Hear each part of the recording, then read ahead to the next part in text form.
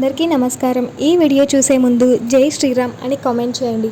హిందూ మత విశ్వాసాల ప్రకారం చంద్రగ్రహణం అశుభకరణంగా పరిగణించబడింది. ఈ గ్రహణం ప్రపంచంపై ప్రభావం చూపుతుంది. ఈ సమయంలో కొన్ని పనులు పొరపాటున కూడా చేయకూడదు, మరికొన్ని పనులు తప్పనిసరిగా చేయాలి. జ్యోతిష్య శాస్త్రం ప్రకారం ఈ ఏడాది సెప్టెంబర్ 18వ తేదీన బుధవారం చివరి చంద్రగ్రహణం ఏర్పడనుంది. దీన్ని పాక్షిక చంద్రగ్రహణం అంటారు. ఈ గ్రహణానికి 9 గంటల ముందు నూతన కాలం ప్రారంభం కానుంది. ఈ గ్రహణం మన దేశంలో కనిపించదు కాబట్టి మనకు నూతన కాలం చెల్లదు. ఈ సందర్భంగా గ్రహణ కాలంలో కొన్ని నియమాలను ఖచ్చితంగా పాటించాలి. అంతేకాదు, చంద్రగ్రహణానికి ముందు, గ్రహణం ముగిసిన తర్వాత కొన్ని పనులను తప్పనిసరిగా చేయాల్సి ఉంటుంది. అదేవిధంగా చంద్రగ్రహణ నివారణ పాటించాలి. ఈ సందర్భంగా చంద్రగ్రహణంలో చేయవలసిన పనులు తెలుసుకుందాం. హిందూ పురాణాల ప్రకారం చంద్రగ్రహణ సమయంలో ధ్యానం చేయాలి. గ్రహణ కాలంలో దేవతల విగ్రహాలను పొరపాటున కూడా తాకకూడదు. ఎలాంటి పూజలు, శుభకార్యాలు చేయకూడదు.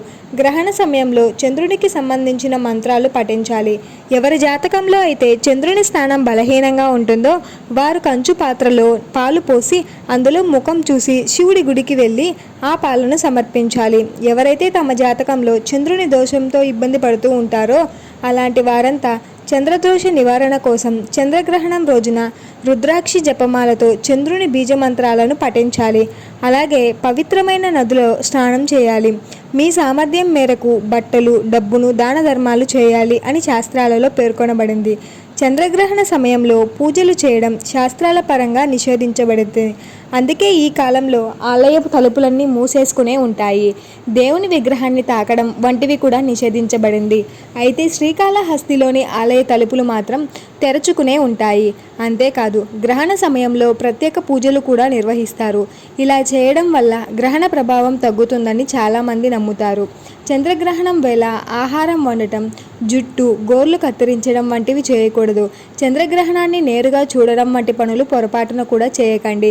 ఇలా చూడడం మంచిది కాదని చాలామంది నమ్ముతారు.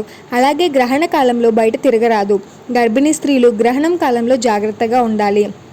నిద్రపోవడం లేదా కుట్టు పని చేయడం వంటివి చేయకూడదు. చంద్రగ్రహణ కాలంలో ముగిసిన తర్వాత ఇల్లు, వ్యాపార స్థాపన, దుకాణం తదితర వాటిని శుభ్రం చేసుకోవాలి. ప్రతి చోట గంగా జలం చల్లటం మంచిది. రాగి పాత్రలు, గోధుమలు, నూలు, శనిగలు, ఉప్పు, బెల్లం తదితర వాటిని దానం చేయాలి. మీరు పేదలకు ఆహారం అందించడం వల్ల శుభ ఫలితాలు వస్తాయి.